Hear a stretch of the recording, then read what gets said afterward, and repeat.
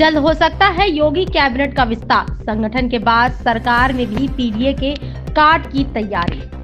आपको बताते चले कि भाजपा ने जिस तरह से प्रदेश संगठन में पिछड़ी जाति के नए चौधरी को कमान देकर विपक्ष के पीडीए समीकरण की काट की जमीन तैयार करने का संदेश दिया है, अब उसी तर्ज पर प्रदेश सरकार में भी बदलाव की कवायद की तैयारी हो गई है। हालांकि मंत्रिमंडल विस्तार कब होगा और स्वरूप क्या होगा, इस पर सभी ने चुप्पी साध रखी है, लेकिन सूत्रों का कहना है कि लखनऊ से लेकर दिल्ली तक मंत्रिमंडल विस्तार में पीडीए समीकरण को दुरुस्त करने का खाका तैयार करने पर मंथन शुरू हो गया है।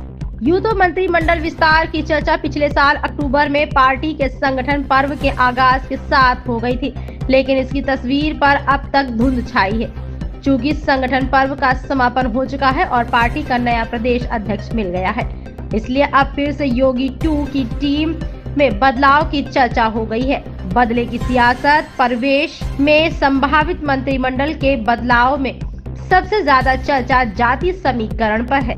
सूत्रों का कहना है कि वर्ष 2027 के रण में विपक्ष के पीडीए को मजबूत टक्कर देने के लिए कवायद हो रही है। माना जा रहा है कि मौजूदा मंत्रिमंडल के सदस्यों में कुर्मी समेत अन्य पिछड़ी व दलित जाति के मंत्रियों का प्रतिनिधित्व कद बढ़ सकता है। साथ ही कुछ मंत्रियों के स्थान पर ऊर्जावान व युवा विधायकों को मौका दिया जा सकता है। खास तौर से पार्टी से दूर हो रहे कुर्मी समाज पर मजबूत पकड़ बनाने के लिए इस वर्ग के नेताओं को प्रमोट किया जा सकता है। सूत्रों का कहना है कि पूरी तस्वीर तो मंत्रिमंडल विस्तार के बाद ही साफ होगी, लेकिन इतना जरूर है कि आगामी विस्तार में जातीय गुलदस्ता सजाकर सरकार में भी पीडीए की छाप दिखाने की कोशिश दिखेगी।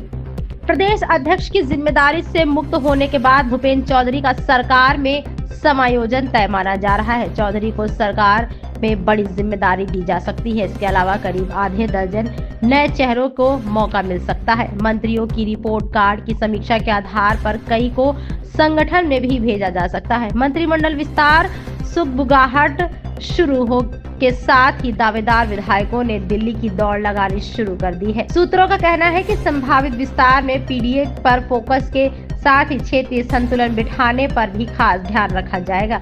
ऐसे में पश्चिम बुंदेलखंड और मध्य यूपी को विशेष स्थान दिया जा सकता है।